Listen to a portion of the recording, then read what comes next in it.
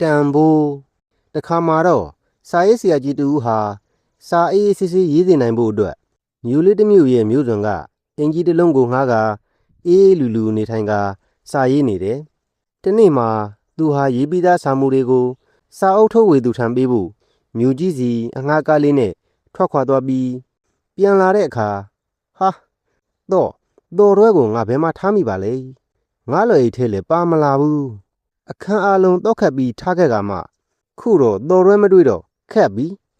တိမ်လုံးပြောင်းဆန်အောင်ရှာဖွေပေမဲ့တော်ရွဲကိုလုံးဝမတွေ့ပါဘူးတညနေမှာတော့လူငယ်လေးတစ်သူဟာပြက်ပြီးလွန်ဝဲလာတဲ့ရောင်စုံစွန်လေးရဲ့နောက်ပြေးလိုက်ကြရကစွန်လေးဟာစာရေးဆရာကြီးငှားထားတဲ့အင်ကြီးရဲ့အပေါ်တဲ့ပြတင်းပေါက်ထဲဝင်သွားပါတော့တယ်ဟာစွန်ကအိမ်နဲ့ဝင်သွားပြီကွာသွားပါပြီကွာကျန်တဲ့ကလေးတွေစိတ်ပြက်ပြီးပြန်သွားကြပြီမဲ့နီတိုးဆိုတဲ့ကောင်လေးကတော့ဇွဲမလျှော့ဘူးအဲ့ဒီစွန်ကိုမရရအောင်တက်ယူမယ်နီတိုးဟာအိမ်မော်တဲ့ဝရဏာပေါ်ခက်ခဲဖတ်တတ်ခဲ့ပြီးတဲ့နောက်စွန်ကလေးဝင်သွားတဲ့ပြတင်းပေါက်ကနေကြော်ခွဝင်လာတဲ့အောက်ထပ်မှာရင်နွေးကြူပြီးတဲ့နောက်ရင်နွေးအိုးကြီးလက်ထက်ဆွဲကင်လေးရဲ့စာရေးဆရာကြီးဟာလေကားအတိုင်းခက်ဖြည်းဖြည်းတက်လာရာ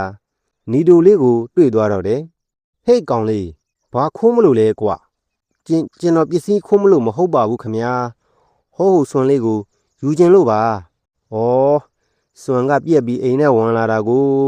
ကဲဒါဆိုလဲအဲ့ဒီစွန်ကိုယူပြီးသွားတော့သဘောကောင်းလှတဲ့စာရေးဆရာကြီးရဲ့ခွင့်ပြုချက်ရတယ်ဆိုရင်ပဲနီတိုလေးဟာအခန်းကျယ်ကြီးရဲ့တောင်းကဘီယိုအောက်ချီကျမ်းပြမော်ကျနေတဲ့စွန်လေးကိုသွားကောက်စင်ဘီယိုရဲ့နောက်မှာတော်တွဲကျနေပါလားဦး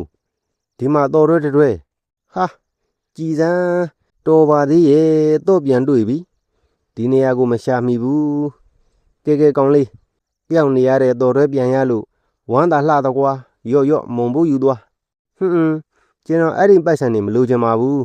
ဒီစွန်လေးပဲလိုချင်ပါတယ်ခင်ဗျာဟာဒီပိုက်ဆံတွေက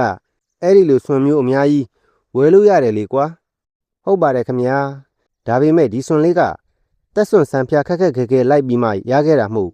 ကျွန်တော်သူ့ကိုပဲပို့လို့ချင်ပါတယ်ခင်ဗျာစာရေးဆရာကြီးလည်းအဲ့ဒီတော့မှသဘောပေါက်ပြီးပြုံးလိုက်တော့တယ်ကလေးတို့ရေခက်ခဲဖန်တီးလို့ရတဲ့အရာဟာပိုပြီးတန်ဖိုးရှိတယ်ဆိုတာသိပြီနော်